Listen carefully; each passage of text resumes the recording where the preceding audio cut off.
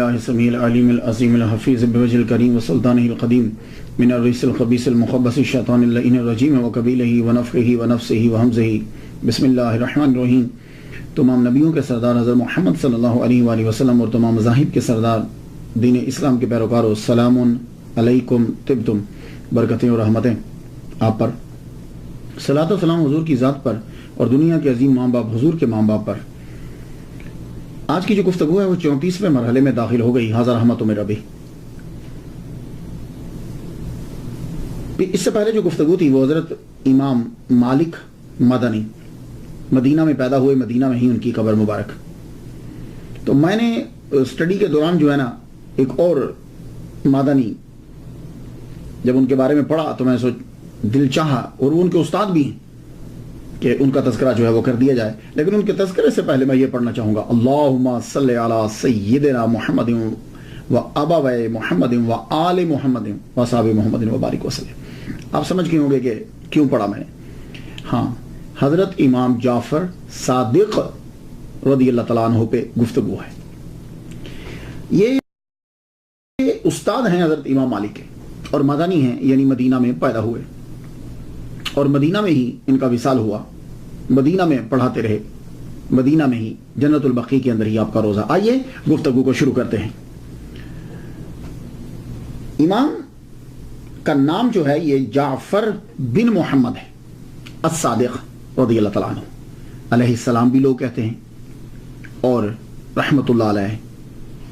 मैं एक दफ़ा पहले भी अर्ज़ कर चुका हूं, अब भी कर जाऊं, लोगों की आसानी के लिए कि जो लोग बहुत तारीख का मुतालिया नहीं रखते उनके लिए लफ्ज़ों के साथ कुछ लफ्ज़ लगा दिए जाते हैं ताकि मालूम हो जाए कि ये हस्ती कौन है। अंबिया के साथ अलैहिस्सलाम लगाया जाता है, फौरन पता चल जाता है ये नबी है। हुजूर के साथ सल्लल्लाहु अलैहि वसल्लम आता है। इसी तरह जो सहाबा कराम है उनके साथ रज़ियल्लाहु तआला अन्हु लिख दिया जाता है कि फौरन पढ़ने वाला समझ जाए कि ये सहाबी है। और जो उनके बाद जितने हैं वो सब रहमतुल्लाह अलैह, पता चल जाए कि ये सहाबी नहीं है। इससे ज़रा आम तबका को जो है वो आसानी हो जाती है। लेकिन आज के दौर के अंदर सिर्फ पाकिस्तान में नहीं, अरब में भी मैंने इजिप्ट के बहुत से स्कॉलर्स सुने हैं कि वो अब जो सहाबी नहीं उनके साथ भी रज़ियल्लाहु तआला अन्हु लगाते हैं। लेकिन आवाम के लिए जो है वो बेहतर यही था कि रज़ियल्लाहु तआला अन्हु से मालूम हो जाता सहाबी है, रहमतुल्लाह अलैह से मालूम होता कि और वली कामिल यानी सहाबी के बाद और अलैहिस्सलाम अंबिया के लिए। लेकिन अहले तशय्यो जो हैं वो अपने इमामों के साथ अलैहिस्सलाम ही लगाते हैं। अगर डीपली अब स्टडी में जाएं तो रोजाना हम एक दूसरे को कहते हैं अस्सलामु अलैकुम, ठीक है। तो जब कोई आदमी आपको सलाम करता है, कभी वो मैं बात कर रहा था फलां से फोन पे, उन्होंने आपको सलाम भेजा है, तो मालूम है उसका जवाब क्या होता है, वालैकुस्सलाम वालैहिस्सलाम। अगर आपको किसी ने आकर आके कहा है कि फलां साहब ने आपको सलाम भेजा है तो उसका जवाब वालेकुमुस्सलाम नहीं होता, उसका जवाब होता है वालैकुस्सलाम वालैहिस्सलाम। तो अगर आप जाएंगे गहराई में तो कोई ऐसा मसला नहीं है, लेकिन अवाम जो है वो फिर इतराज करती है। इमाम जाफर सादिक अलैहिस्सलाम रज़ियल्लाहु तआला अन्हु रहमतुल्लाह अलैह। सबसे पहले मीनिंग पे गुफ्तगू हो जाए। जाफर आपका नाम है और जाफर का माना होता है नाला, नदी, बहुत दूध देने वाली ऊंटनी। तीनों के अंदर एक चीज आपको नजर आएगी, फैज रसानी, फायदा देना। आपके वालिद गिरामी का नाम मोहम्मद बाकिर के नाम से मशहूर हुआ है। आपके नाम के साथ अस-सादिक लगता है। यह सादिक क्यों लगता है? सादिक इसमें फाइल का सीखा है, इसका माना होता है सच बोलने वाला। तो इमामों के अंदर जब हम देखते हैं, हम भी सब इमामों को मानते हैं, तो थोड़ा सा कंसेप्ट थोड़ा सा फर्क है सब इमामों की। ये मतलब नहीं कि हम उन इमामों को नहीं मानते। मौला अली इमाम है, इमाम हसन, इमाम हुसैन, इमाम ज़ैनुल आबिदीन, इमाम बाकिर, इमाम जाफर सादिक। लेकिन जब आप आइम्मा के नाम लेते हैं, इमाम अली सादिक नहीं कहते, इमाम हुसैन सादिक नहीं कहते, इमाम हसन सादिक नहीं कहते, इमाम ज़ैनुल आबिदीन सादिक नहीं कहते, इमाम बाकिर सादिक नहीं कहते। लेकिन जब इमाम जाफर बोलते हैं तो सादिक कहते हैं, सब सादिक कहते हैं। क्या वजह है? बाकी आइम्मा सादिक नहीं है, सच नहीं बोलते थे। क्या झूठा आदमी कभी वली कामिल हो सकता है? नहीं। तो आइम्मा में सादिक लगा इमाम जाफर सादिक के साथ। اور صحابہ کے اندر جب ہم دیکھتے ہیں تو صدیق اس کا معنی بھی سچ بولنے والا ہوتا ہے، تصدیق کرنے والا، سچ بولنے والا، ان کے ساتھ صدیق لگتا ہے. تو کیا باقی تصدیق کرنے والے یا سچ بولنے والے نہیں تھے؟ معلوم یہ ہوا کہ صحابہ میں جو صدیق اور ائمہ میں جو صادق کوئی مطابقت ہے، کہیں کوئی تھوڑی سی کچھ چیز ہے بیچ میں کامن. تو آئیے میں اگر جواب دوں گا تو ہو سکتا ہے کہ کوئی اعتراض کر دے. امام سے خود ہی پوچھتے ہیں، امام جعفر صادق رضی اللہ تعالیٰ عنہ سے پوچھتے ہیں کہ آپ صادق آپ کے نام کے ساتھ کیوں لگتا ہے؟ کتاب کا نام جلاء العیون، پیج اس کا 248. کشف الغمہ کتاب کا نام ہے، پیج اس کا 215 ہے. کتاب کا نام ہے احتجاج طبرسی، پیج اس کا 205 ہے. اور صافی شرح اصول کافی اہل تشیع کی بڑی معتبر کتاب ہے، جیسے اہل سنہ کے اندر بخاری شریف ہوتی ہے، صفحہ اس کا 214. اس کے اوپر اس سوال کا جواب مل جائے گا. اور ایک عرض کرنا چاہوں گا، یہ سوال ہوتا ہے لیکن ہماری عوام کے اندر سوال کیا ہے، سوال سوال ہوتا ہے. یہ لفظ سین کے اوپر پیش ہے، آگے سوال حمزہ. لیکن میں غلطی نہیں کہنا بتا رہا ہوں، عوام میں تو ظاہر ہے میں بھی سوال بول جاتا ہوں. تو سوال جو ہے اس کا جواب اس کے اوپر مل جائے گا کہ امام جعفر رضی اللہ تعالیٰ عنہ کے ساتھ صادق کیوں لگتا ہے. تو آپ نے خود ہی جواب دیا، فرماتے ہیں والدانی صدیق و مراتین، میرے ساتھ صادق اس لیے لگتا ہے کہ میں دو طرح سے حضرت ابوبکر صدیق رضی اللہ تعالیٰ عنہ کی اولاد میں شامل ہوں. اللہ اکبر جل شان. کتابیں میں نے آپ کو بتا دی، احتجاج طبرسی، کشف الغمہ آپ کو میں نے بتایا، اور جلاء العیون میں نے آپ کو بتائی، صافی شرح اصول کافی، شرح اصول کافی میں نے آپ کو بتا دی. ان کتب کے اندر اہل تشیع کی کتابیں. آپ فرماتے ہیں کہ میں ابوبکر صدیق رضی اللہ تعالیٰ عنہ کی اولاد میں شامل ہوں. تو اب کس طرح امام جعفر جو ہیں ان کی اولاد میں دو طرح سے شامل ہیں؟ ان کی والدہ کا نام ام فروہ ہے. تو اکثر جب آپ چھوٹی کتابیں پڑھیں گے، یہ جو وائزوں کی کتابیں ہیں یا عام کتاب، اس کے اندر وہ جو واؤ ہے نا، وہ کچھ ایسی لکھی ہے کہ دال لگتی ہے. میں بھی ایک دفعہ شروع میں جب میں نے پڑھا تو میں بھی اس کو فردہ ہی پڑھ گیا، تو وہ واؤ کلیئر کر کے نہیں لکھی ہوئی. تو یہ یاد رکھیے گا، آپ کی والدہ محترمہ کا نام ام فروہ ہے، واہ ہے ام فروہ. تو ام فروہ جو ہیں یہ بیٹی ہیں حضرت آسما جو ہیں وہ بیٹی ہیں عبد الرحمن کی، عبد الرحمن جو ہیں وہ بیٹے ہیں حضرت ابوبکر صدیق رضی اللہ تعالیٰ عنہ. ام فروہ کے ابا کا نام قاسم بیٹے محمد کے، محمد بیٹے حضرت ابوبکر صدیق رضی اللہ تعالیٰ عنہ کی. تو گویا کہ حضرت قاسم اور حضرت آسما کزنز آپس میں، دونوں کی شادی ہوئی، اور دونوں کے جو باپ ہیں وہ آپس میں بھائی ہیں، عبد الرحمن اور محمد دونوں بھائی ہیں. اس طریقے سے حضرت ام فروہ حضرت ابوبکر صدیق رضی اللہ تعالیٰ عنہ کی پڑپوتی ہی ہے. اب آپ سمجھ گئے کہ دو طرح سے کیسے داخل ہیں. تو اب یہ بھی سمجھ میں آ گیا ہوگا کہ آپ کے ساتھ صادق کیوں ہے. ولادت جو ہے حضرت امام جعفر صادق، یہ بھی ذرا ذہن نشین کرنا ہے سب نے. امام جعفر صادق رضی اللہ تعالیٰ عنہ کی جو ولادت ہے وہ 17 ربیع الاول 83 ہجری میں ہے، اور آپ کا وصال 15 شوال یا 25 شوال، یہ شوال واؤ کے اوپر شب پڑھنا ہے، زور دینا ہے، 15 شوال یا 25 شوال کو جو ہے وہ آپ کا وصال ہوا ہے 148 ہجری کے اندر. تو ٹوٹل گویا کہ زندگی آپ نے 65 بہاریں جو ہیں وہ زمین کے اوپر گزاری، 65 سال آپ نے زندگی گزاری زمین کے اوپر.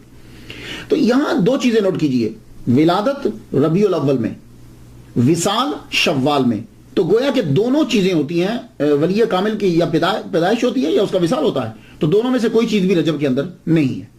تو 22 رجب کے اندر مرجب میں جو کنڈے کیے جاتے ہیں، اب نہ ان کی پیدائش ہے نہ ان کا وصال ہے.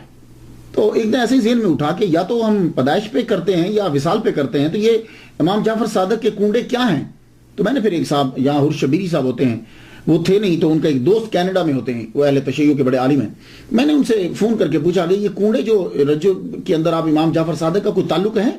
کہنے لگے امام جعفر صادق رضی اللہ تعالیٰ عنہ کا رجب کے ساتھ کوئی تعلق نہیں ہے. ویسے آپ نہ کہیں جی رجب میں مولا علی پیدا ہوئے یا نہیں، ویسے ان کا ذاتی پرسنل کیا ہے؟ تو پرسنل نہ پیدائش نہ وہ. تو پھر میں نے ان سے پوچھا کہ یہ پھر ختم کنڈے کیا ہوتے ہیں؟ تو انہوں نے یہ کہا کہ ہندوستان کے اندر جب بہت ساری لڑائی تھی تو خیر سگالی کے طور پر جو ہے نا وہ اس کو پیدا کیا گیا تاکہ خیر سگالی ہو، آپس میں ایک دوسرے کے ساتھ بیٹھیں اور کھائیں پیئیں. میں نے کہا اچھا. تو آپ یاد رکھیے ختمہ بلا دگیں امام جعفر صادق کسی بھی مہینے میں کسی بھی دن ان کی غلامی ہمارے لیے باعث فخر ہے. ان کو فاتحہ کرنا ہمارے لیے بخشش کا سبب ہے. تو فاتحہ جب بھی کیجئے، لیکن یہ یاد رکھیے گا کہ رجب کے اندر کوئی خاص ان کے ساتھ نہیں ہے، ویسے ہی کر دیا گیا۔ اب آ جائیے امام جعفر صادق رضی اللہ تعالیٰ عنہ کے ابتدائی حالات۔ امام جعفر صادق رضی اللہ تعالیٰ عنہ پیدا ہوئے حضرت امام باقر رضی اللہ تعالیٰ عنہ کے گھر میں۔ حضرت امام باقر رضی اللہ تعالیٰ عنہ بیٹے ہیں حضرت امام زین العابدین رضی اللہ تعالیٰ عنہ کے۔ تو جس دن حضرت امام جعفر صادق صدر ربیع الاول کو پیدا ہوئے تو امام باقر جو ہیں بہت بڑے اسکالر، بڑے علامہ ہیں اور مدینہ میں پڑھایا کرتے تھے، تو آپ شاید پڑھانے میں مصروف ہوں گے یا کہیں گئے ہوں گے۔ دایا نے سیدھا جا کے خبر دی حضرت زین العابدین کو۔ زین العابدین بیٹے ہیں حضرت امام حسین کے، کربلا کے اندر یہ شریک دادا چلتے ہوئے آئے، تیزی سے چلتے ہوئے آئے۔ گھر میں جب پہنچے بیٹے کو لیا، دایا جس نے خوشخبری دی تھی دیکھا تو اس وقت جیب میں صرف 5 دینار تھے۔ سید تو سب لٹا دیتے ہیں، تب اتنے ہی ہوں گے، فوراً سے اسے سب نکال کے سب دے دی، کہا یہی ہے اس وقت۔ آپ نے اپنے پوتے کو اپنی گودی میں لیا۔ یقیناً میرا وجدان کہتا ہے کہ ابھی تک تو خیر میں نے کہیں پڑھا نہیں، میرا وجدان یہ کہتا ہے کہ حضرت امام جعفر صادق رضی اللہ تعالیٰ عنہ کے کان میں اذان یقیناً حضرت امام زین العابدین نے دی ہوگی۔ اب یہ پرورش پانے لگے۔ حضرت امام جعفر صادق رضی اللہ تعالیٰ عنہ کی فیملی جو ہے وہ اسی گھر میں رہتی تھی جس گھر میں امام حسین رضی اللہ تعالیٰ عنہ رہتے تھے۔ یہ مدینہ کے بالکل قریب، مدینہ کے اندر۔ حضرت امام باقر علیہ السلام پڑھایا کرتے تھے مسجد نبوی کے اندر، اور لوگ جو ہیں وہ ان کے لیکچرز کو جو ہے وہ سنا کرتے تھے۔ بہت بڑے بڑے نام ہیں جن لوگوں نے ان کی کلاسز کو اٹینڈ کیا ہے۔ بچے جو ہیں وہ آپ کی زوجہ جو ہیں ام فروا، انہیں یہ معلوم ہوا کہ چیچک کی وبا پھیل گئی، تو آپ مدینہ سے بچے لے کے گاؤں چلی گئی۔ جب گاؤں میں پہنچی تو وہاں خود ان کو چیچک ہو گیا، وہاں سے پھر اپنے بچوں کو آگے بھیج دیا حضرت امام جعفر صادق۔ حضرت امام باقر رضی اللہ تعالیٰ عنہ کو پتا چلا کہ میری بیوی بیمار ہو گئی، تو حضور کے روضہ پہ پہنچے، وہاں جا کر دعا مانگی۔ دعا مانگنے کے بعد آپ اپنی زوجہ کے پاس پہنچے، وہ کہنے لگی آپ چلے جائیے، میں نے بچوں کو بھیج دیا، آپ بھی چلے جائیں، آپ کو کہیں بیماری لگ نہ جائے۔ فرمان لگے نہ یہ بیماری مجھے لگے گی نہ یہ تیرے اندر رہے گی، میں نے دعا کی ہے اللہ تعالیٰ تجھے شفا عطا فرمائے۔ محمد مصطفیٰ صلی اللہ علیہ وآلہ وسلم کہ روزہ اطہر پر جو دعا مانگ کے گئے اس دعا کا اثر ہوا۔ یہ امام باقر کی کرامت ہے، اتنی عمر کے اندر چیچک جب لگ جاتا ہے تو پھر جاتا نہیں ہے۔ ام فروا ٹھیک ہونے لگ گئی، جب یہ مکمل ٹھیک ہو گئی تو واپس پھر بچے لے کے مدینہ میں آ گئے۔ حضرت امام جعفر صادق گھرانہ ہی ایسا عظیم ہے کہ ایک ایک لمحے جو ہے وہ تعلیم مل رہی ہے، ماں سے، باپ سے، دادا سے، ایک ایک لمحے کے لیے۔ لیکن پھر بھی کچھ روایات ہوتی ہیں، 5 سال کی عمر میں بچہ جو ہے وہ ذرا ہوش سنبھال لیتا۔ سب سے پہلے استاد امام جعفر صادق کہ وہ حضرت زین العابدین ہیں، آپ کے دادا ہیں۔ 15 سال جو ہیں آپ ان کی زندگی میں جیے ہیں۔ جب 15 سال کے حضرت امام جعفر صادق ہوئے تو زین العابدین دنیا سے رخصت ہو گئے۔ تو 15 میں سے اگر 5 سال بچپن کے نکال دیجئے تو باقی 10 سال تو اپنے دادا سے پڑھا۔ تو حضرت زین العابدین سے روحانیت ملی۔ زین العابدین ان کا نام بتاتا ہے کہ عبادت کرنے والوں کے لیے زینت ہے، اور اس کے علاوہ تعلیم بھی لی۔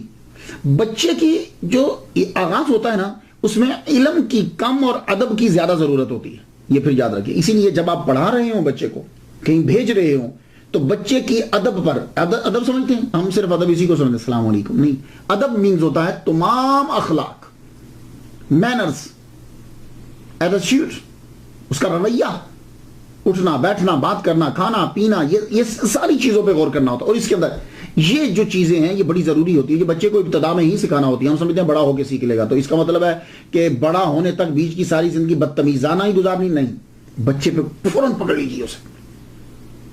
اب آپ اپنے دادا سے کیا سیکھ رہے ہیں؟ آپ سمجھتے ہیں کہ حضرت زین العابدین صرف نمازیں پڑھتے تھے؟ نہیں، آپ نے 1300 سال قبل ایک ٹاپ کا رسالہ لکھا، صحیفہ سجادیہ بھی ہے اور رسالۃ الحقوق بھی ہے۔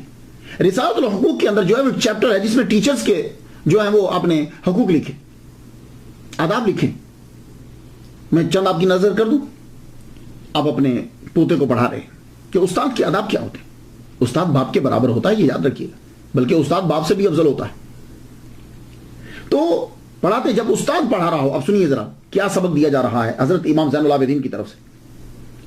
جب استاد پڑھا رہا ہو تو نظریں اس کے چہرے پہ گاڑ کے رکھو, ان کی طرف دیکھو, ادھر ادھر مت دیکھو, تاکہ ان کی بات کو اچھے طریقے سے سمجھ سکو.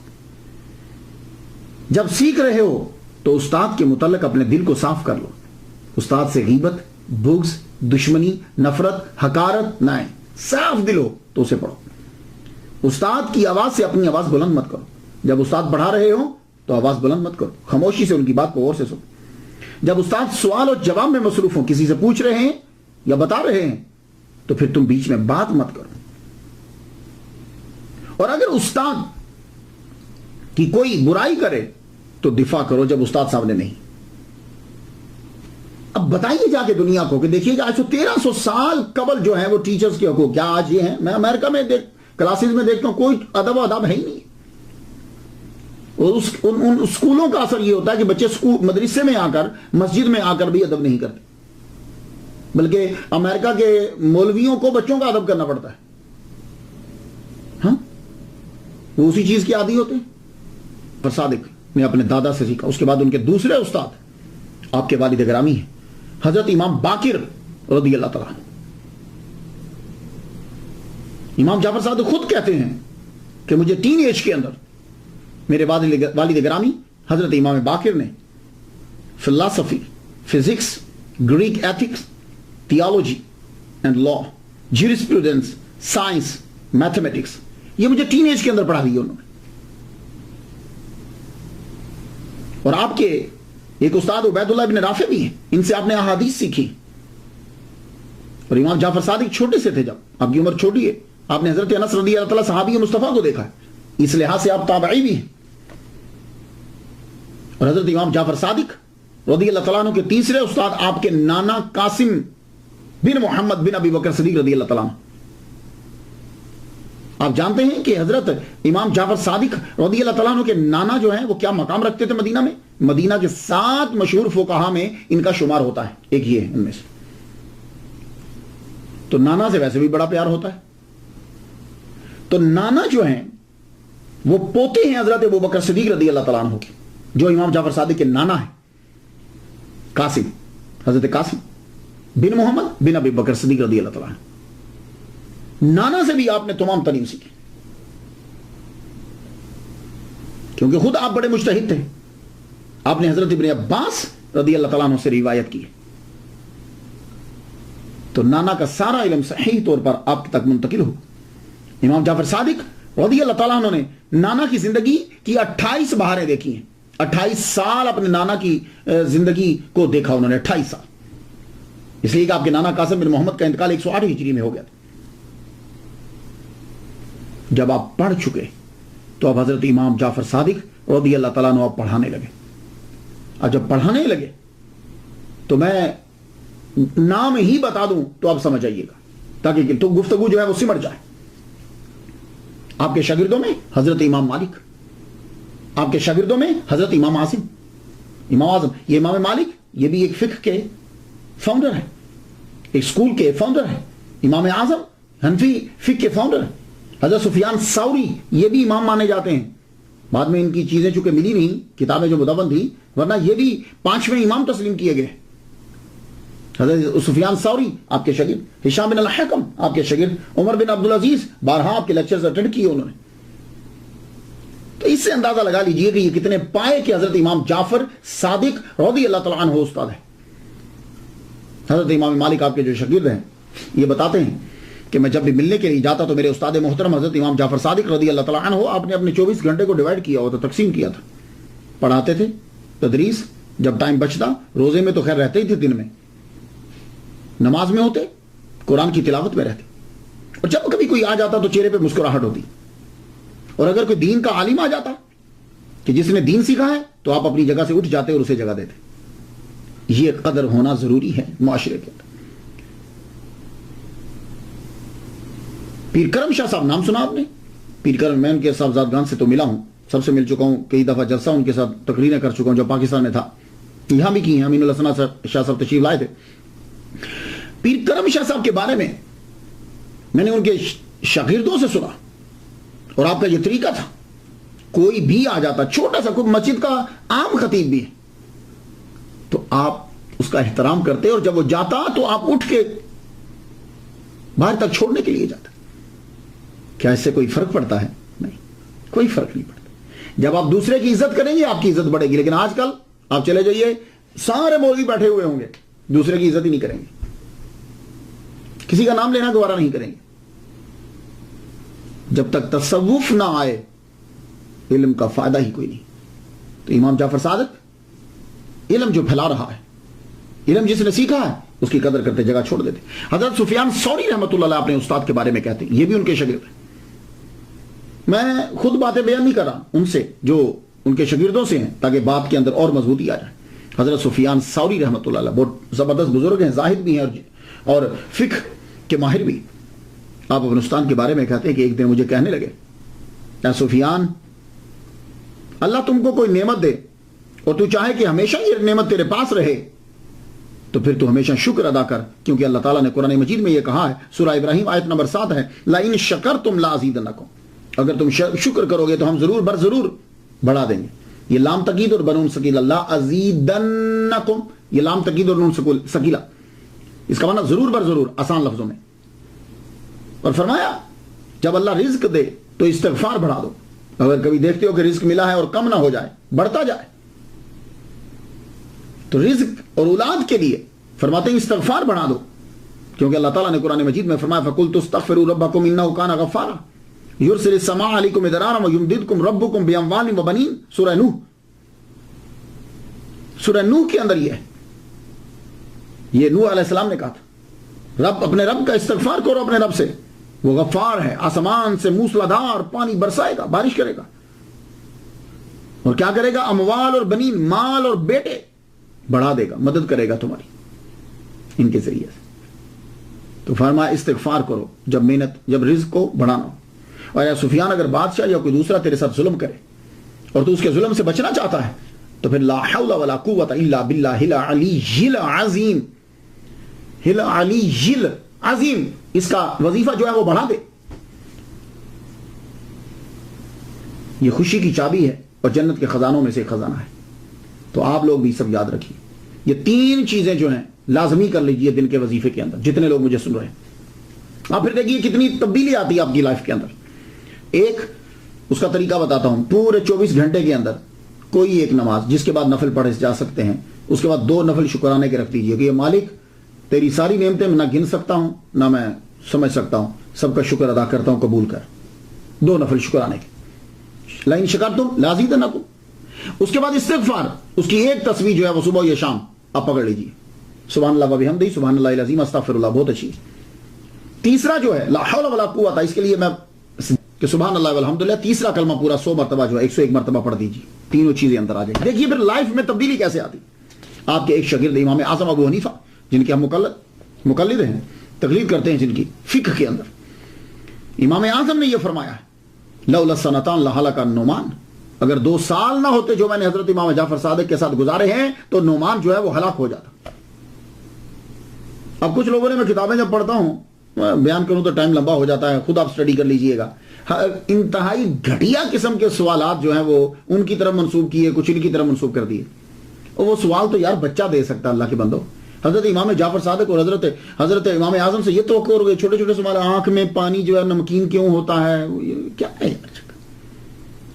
یہ جملہ ہی کافی ہے ان کے مقام کے لیے اور ان کے ادب کے لیے, کہ 2 سال اگر میں نے ان کے ساتھ نہ گزارے ہوتے تو نعمان ہلاک ہو جاتا. بھئی یہ اتنا جملہ ہی کافی. اللہ اکبر. اب ان کی حقارت ثابت کرنے کے لیے, حقیر کرنے کے لیے عجیب قسم کے سوال ہیں. حضرت باجزید بسطامی بھی ان کے شاگرد ہیں, حضرت امام جعفر صادق رضی اللہ تعالیٰ عنہ کے. باجزید بسطامی تو جب سے ان کے پاس آئے, یہ ان کے ٹاپک میں جا کے پڑھ لیجئے گا, ان کی ملاقات ثابت ہے. جب آئے تو آپ اتنا ادب کرتے تھے کہ استاد کے پاؤں مبارک سے اوپر چہرہ ہی نہیں اٹھاتے تھے. ایک مرتبہ حضرت امام جعفر صادق رضی اللہ تعالیٰ عنہ نے کہا باجزید سے, جاؤ وہ طاق سے ذرا چیز تو پکڑانا. کہا حضور طاق کدھر ہے؟ فرمانے لگے اتنے سال ہو گئے تمہیں طاق کا نہیں پتہ چلا؟ کہنے لگے حضور میں جب سے آیا ہوں میں نے کبھی آپ کے پاؤں مبارک سے اپنی نظریں اٹھا کے اوپر نہیں دیکھی. اور نے فرمایا جاؤ باجزید تیرا کام پورا ہو گیا, اب جاؤ جا کے تبلیغ کرو, تو تم مکمل ہو گیا کام. تو بایزید بستامی بھی ان کے شاگرد. تو بس شاگردوں سے اندازہ لگا لیجئے کہ استاد کا مقام کیا ہے. ایک ان کے شاگرد ہشام بن الحکم ہے. انہوں نے امام جعفر صادق رضی اللہ تعالیٰ عنہ سے علم مناظرہ سیکھا ہے. تو امام جعفر صادق علم مناظرہ کے اندر بھی ٹاپ کے تھے. اس کی ایک مثال دے دیتا ہوں. ہشام سے کسی نے آ کر پوچھا تم خدا پہ یقین رکھتے ہو؟ کہاں تمہارا خدا ہے؟ کہاں ہاں. تو کہا کیا تمہارا خدا جو ہے وہ اس انڈے میں، وہ انڈا تو اس انڈے کے اندر بغیر اس انڈے کو بڑا کیے، بڑا نہ کرے، وہ ساری کائنات زمین و آسمان اس کے اندر ڈال سکتا ہے، فکس کر سکتا ہے؟ آپ تب پڑھ رہے تھے. حضرت امام جعفر صادق رضی اللہ تعالیٰ عنہ کے پاس پہنچے. شام ہو چکی تب، سورج ڈوب گیا تھا.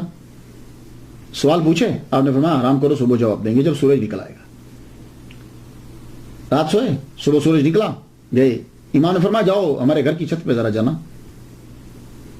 چھت پہ چاروں طرف دیکھنا اور جو نظر آئے یاد رکھنا. اوپر گئے ہشام بن الحکم، چاروں طرف دیکھا، نیچے آ گئے. آپ نے فرمایا کیا دیکھا؟ کہا حضور میں نے اونٹ دیکھا، پہاڑ دیکھے، میدان دیکھا، جانور دیکھے، میں نے مواشی دیکھے، جس کو مویشی کہتے ہیں، مواشی دیکھے، میں نے انسان دیکھے، مکانات دیکھے، درخت دیکھے. فرمانے لگے تو کس شے کے ساتھ دیکھے؟ کہا حضور آنکھ کے ساتھ.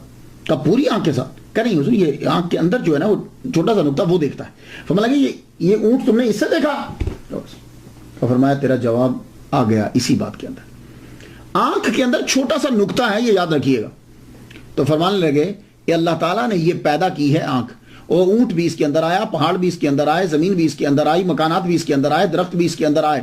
تو جو کائنات کا مالک اس آنکھ کے چھوٹے سے نقطے میں بغیر اس کو بڑا کیے اس چیز کو اس کے اندر بند کر سکتا ہے، تو وہ رب قادر ہے اس بات کے اوپر کہ انڈے کو بڑا کیے بنا زمین و آسمان اس کے اندر جو ہے فکس کر دیں. سبحان اللہ، کیا کہنے. تو امام جو کے ایک اور شاگرد دنیا کے اندر بڑے مشہور ہوئے، جابر بن حیان. جابر بن حیان جو ہیں ایک نابغہ روزگار ہستی ہے. Astronomer, astrologer, engineer, geographer, philosopher, physicist, pharmacist, physician, chemist, alchemist. اور جب بھی کبھی گفتگو ہوتی تو امام جعفر صادق کا نام ضرور لیتے.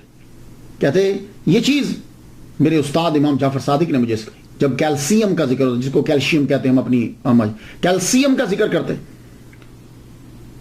جب ایویپوریشن کا ذکر کرتے، اور جب کرسٹلائزیشن کا ذکر ہوتا، فرماتے کہ یہ سب چیزیں میں نے اپنے امام جعفر صادق رضی اللہ تعالیٰ عنہ سے سیکھی. تو یہ میں نے آپ کو چند چیزیں بتائیں کہ اس سے اندازہ لگا لیجئے کہ حضرت امام جعفر صادق رضی اللہ تعالیٰ عنہ کتنے قابل ہیں کہ دنیا کے عظیم لوگ ان سے علم سیکھنے کے لیے آ رہے ہیں. ان کی علمیت کا اعتراف صرف ہم نے نہیں کیا، مغرب میں کیا. ایچن کولبرگ، یہ پروفیسر ڈاکٹر جو ہے یہ کولبرگ تل اویو میں 1943 کے اندر یہ پیدا ہوا ہے. 1972 میں تدریس اس نے شروع کی ہیبرو یونیورسٹی کے اندر. 4 سال بعد اس کی ترقی ہو گئی. 1 سال اس نے امریکہ میں بھی پڑھایا ہے. اس کی بہت سی تحقیقات ہیں کہ جس کا ترجمہ جو ہے وہ پرشین کے اندر بھی ہوا، ترکش میں بھی ہوا، اور عربی کے اندر بھی ہوا. اس نے حضرت امام جعفر صادق رضی اللہ تعالیٰ عنہ کے بارے میں یہ جملہ کہا ہے کہ انہوں نے 400 ایسے شاگرد تیار کیے کہ جنہوں نے دنیا کے اندر علم کو جو ہے وہ پھیلایا. ویسے تو بہت سے لوگ پڑھتے تھے لیکن 400 علمی سپوت دنیا کو دیے. اور فرانس کا ایک آدمی ہے کہ اس نے ریسرچ کر کے پی ایچ ڈی کی ڈگری دی حضرت امام جعفر صادق کے اوپر، اور اس نے یہ ثابت کیا. ٹاپک جانتے ہیں اس کی پی ایچ ڈی کے مقالہ کا ٹاپک کیا تھا؟ موضوع یہ تھا Jafar Sadiq is a great Muslim scientist and philosopher. Imam Jafar صادق کی طرز زندگی کیسی، یہ ہمیں دیکھنا ہوتا ہے کہ یہ عظیم لوگ زندگی کیسے گزارتے. ان کے بارے میں، ان کے کردار پہ کیا لفظ شیئر کروں گا. بس یہ چاہتا ہوں کہ ذرا لفظ بلند ہو جائیں، بس ان کے کردار کو اپنا لیں، ورنہ گفتگو کرنے کی ضرورت ہے. اتنا ہی کافی ہے کہ امام باقر کے بیٹے ہیں، زین العابدین کے پوتے. سید سخی ضرور ہوتا ہے، یہ اس کی خاص علامت ہوتی ہے. سید کو یوز نہیں ہوتا، یہ یاد رکھیے. حضرت امام جعفر صادق رضی اللہ تعالیٰ عنہ مسجد نبوی کے اندر عبادت کر رہے ہیں. ایک آدمی جو ہے وہ سویا ہوا تھا، مسافر تھا، کہیں سے آیا ہوگا. تو آپ کو معلوم ہے کہ جب کوئی آدمی سفر پہ جاتا ہے نا تو وہ اپنی قیمتی چیز سب سے نیچے رکھتا ہے، اوپر نہیں رکھتا، سب سے نیچے، سامان میں سب سے نیچے رکھتا ہے۔ اس کی 1000 دینار کی تھیلی تھی، مسجد نبوی میں جب لیٹا تو اس نے وہ سب سے نیچے رکھ دی۔ اب رات کو کہیں اٹھا، پتہ نہیں کیا خیال آیا، اسے تلاش کرنے لگا تو نہیں ملی۔ آدمی سوتے ہوئے اپنی قیمتی چیز کو دیکھتا رہتا، نہیں ملی، بس اس نے ایک دم سے چلو جی گم ہو گئی۔ نظر پڑی تو ایک بندہ بھی بیٹھا ہل رہا تھا، عبادت کر رہا تھا، اسی نے چرائی۔ کہنے لگا او، اب وہ جانتا تو ہے نہیں، کہنے لگا آپ نے میری تھیلی چرائی ہے؟ تو مان لگے تھیلی میں تھا کیا؟ کہنے لگا 1000 دینار۔ اور نے فرمایا اچھا، ہاتھ اس کا پکڑا اور باہر لے گئے۔ مکان قریب ہی تھا، دروازہ کھٹکھٹایا، اندر سے غلام آیا، اس کو اشاروں میں بتایا فلاں جگہ کے اوپر تھیلی پڑی 1000 دینار کی، لے کے ذرا باہر آنا۔ وہ گیا، تھیلی لے کے آ گیا، آپ نے ہاتھ میں پکڑی، اندر لے کے فرمانے لگے یہ لے، یہ تھیلی پکڑ۔ اس نے وہ تھیلی لی، پھر اپنی جگہ پہ چلا گیا۔ صبح ہوئی، امام تو اٹھ کے چلے گئے۔ اس نے جب اپنا سامان سارا اٹھایا تو دیکھا وہ تھیلی نیچے مل گئی۔ انتہائی نادم ہوا وہ، لیکن اسے کچھ تھوڑا سا آئیڈیا تھا کہ جو باہر لے کر گئے تھے وہ مکان تھا، وہ مکان مل گیا۔ دروازہ کر پوچھتا ہے یہ کون ہے؟ کہا یہ گھر، یہ جہاں امام جعفر صادق رہتے ہیں۔ ان سے ملاقات کا جب خواہاں ہوا، چاہا کہ ملاقات کروں، ملا تو معافی مانگتے ہوئے کہنے لگا حضور مجھ سے غلطی ہو گئی، میری تھیلی مل گئی، آپ یہ اپنی تھیلی 1000 دینار واپس لے لیجئے۔ امام جعفر صادق کا معلوم ہے جملہ کیا تھا اس وقت؟ فرمانے لگے ہم دے کر واپس نہیں لیتے، جاؤ تیری تھیلی اگر مل گئی ہے تو یہ 1000 دینار اور 1000 دینار، دینار سونے کا ہوتا ہے، 1000 دینار، جاؤ لے جاؤ۔ آپ کی آمدن کا ذریعہ کیا تھا؟ میں تو کہتا ہوں کہ اللہ تعالیٰ تمام علماء اکرام جتنے بھی مساجد کے ائمہ ہیں، اللہ تعالیٰ ان کو اپنا کاروبار دے ایسا کہ جس میں محنت بھی نہ کرنی پڑے لیکن ان کا خرچہ جو ہے وہ چلتا رہے، آمین۔ آپ کی آمدن کا ذریعہ کیا تھا؟ تجارت، کچھ پیسے آپ نے انویسٹ کیے ہوئے تھے، اس سے آپ کو کچھ آمدن ہوتی، ایک۔ دوسرا باغات، یعنی کھیتی باڑی کر لیتے تھے، اب جو مدینہ شریف میں اگتا تھا، اور بعض اوقات تو خود جو ہیں وہ چلے جاتے، خود زمین کھودتے، خود ان کے ساتھ کام کرتے۔ کہا حضور آپ کیوں کرتے ہیں؟ فرمانے لگے نہیں، پسینہ آتا ہے، محنت ہوتی ہے، احساس ہوتا ہے کہ دوسرے جو لوگ کام کرتے ہیں وہ کیسے کرتے ہیں۔ امام جعفر صادق رضی اللہ تعالیٰ عنہ کی چین جو ہے، سند جو ہے، سب سے پاورفل سند ہے، اور اس سند کو کبھی کبھی پڑھ لیا کرے۔ میں نے جب بھی پڑھا ہے رب نے مجھ پہ بڑا کرم کیا۔ وہ چین، پاورفل چین، چین سمجھتے ہیں جب حدیث بیان کی جاتی؟ حضرت امام جعفر صادق بیان کرتے ہیں اپنے ابا امام باقر علیہ السلام سے، امام باقر جو ہیں وہ بیان کرتے ہیں اپنے والد گرامی حضرت زین العابدین سے، حضرت زین العابدین جو ہیں وہ بیان کرتے ہیں اپنے والد گرامی حضرت امام حسین رضی اللہ تعالیٰ عنہ سے، حضرت امام حسین رضی اللہ تعالیٰ عنہ بیان کرتے ہیں حضرت مولا علی شیر خدا اپنے والد سے، مولا علی شیر خدا بیان کرتے ہیں اپنے نبی، اپنے آقا، اپنے مولا محمد مصطفیٰ صلی اللہ علیہ وسلم سے۔ اس سے پاورفل چین نہیں ہے۔ من قال لا الہ الا اللہ فدخل الجنہ، کہ جس نے لا الہ الا اللہ کہا پورا، یعنی محمد، وہ جنت میں داخل۔ بہت پاورفل چین ہے، کوئی بیمار ہو جائے نا تو اس کے کان میں ضرور پڑا کریں اسے۔ اب جس نے دنیا میں آنا ہے وہ آخر چلا بھی جائے گا۔ عباسی خلفاء اور امیہ کو، یہ دونوں جو تھے نا، یعنی جو سفیان کی اولاد میں سے ہیں، امیر معاویہ اور آگے ان کے بچے، اور جو حضرت عباس کی اولاد میں سے ہیں، ان دونوں کے بچوں کو بی بی فاطمہ کے بچوں سے ڈر ہی رہا ہے، اور یہ ظلم کرتے ہی رہے ہیں بی بی فاطمہ کے بچوں کے اوپر۔ اسی لیے آپ کو ہندوستان اور ان سائڈ پہ سید نظر آتے ہیں، حالانکہ سید تو عربی تھے، سید تو نہیں نا بنگالی اور پنجابی اور انگلش بولتے، تو یہ سید انڈیا میں آپ کو کیوں نظر آتے ہیں؟ ایران سائڈ، انڈیا، بنگلہ دیش، ادھر کیوں نظر؟ وہی وجہ یہ تھی، یہ لوگ چن چن کے سیدوں کو مارتے تھے، اور ڈر یہی رہتا تھا کہ لوگوں کی عقیدت جو ہے وہ سادات کے ساتھ، سید جو ہیں، اسیاد جو ہیں، سیاد جو ہیں، ان کے ساتھ زیادہ ہیں، تو کسی نہ کسی طرح تنگ۔ حضرت امام جعفر صادق رضی اللہ تعالیٰ عنہ کو بھی تنگ کرتا رہتا تھا خلیفہ۔ آپ فرماتے بھائی میں سیاست میں دلچسپی نہیں لیتا، تم پریشان نہ ہو، میں کبھی کسی کا ساتھ نہیں دوں گا، تم حکومت کرو، ہمیں چاہیے ہی نہیں، لیکن پھر بھی ان کو ڈر رہتا تھا۔ تو عباسی خلیفہ نے کیا کیا؟ آپ کو جو ہے وہ انگور کے اندر، کہتے ایک روایت، انگور کے اندر جو ہے وہ زہر ملا کے کھلا دی۔ آپ دنیا سے تشریف لے گئے 15 شوال، اور بعض نے کہا کہ 25 شوال کو 148 ہجری کو آپ کا وصال ہوا۔ آپ کا جنازہ آپ کے صاحبزادے موسیٰ کاظم، امام موسیٰ کاظم علیہ السلام نے پڑھائی، اور آپ کی قبر جو ہے وہ جنت البقیع میں، جنت البقیع میں حضرت عباس کی قبر بھی اسی جگہ پہ جو آپ کے چچا ہے، امام حسن اور زین العابدین، امام باقر اور امام جعفر صادق۔ یہ ذرا واچ کیجیے.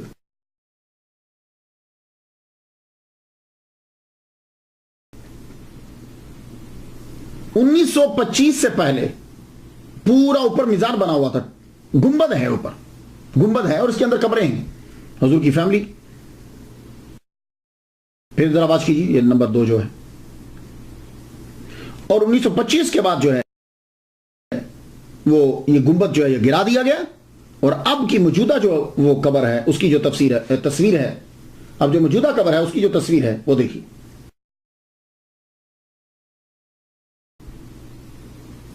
اب اس کے اوپر جو ہے وہ کچھ نہیں, لیکن قبر اب بھی ہے. حضرت امام جعفر صادق رضی اللہ تعالیٰ عنہ, آپ کا جو ہے وہ روزہ اطہر جو ہے وہ جنت البقیع میں, مدینہ شریف میں, مسجد نبی کے قریب. اللہ تعالیٰ کروڑوں اور رحمتیں ان پر نازل فرمائے, اور ان کے صدقے سے یا اللہ تعالیٰ ہم پر بھی رحمت نازل فرمائے. میں تو ان کے لیے فاتحہ پڑھ چکا, آپ بھی ضرور فاتحہ پڑھ دیجیے گا. اجازت دیجیے. وآخر دعوانا الحمدللہ رب العالمین.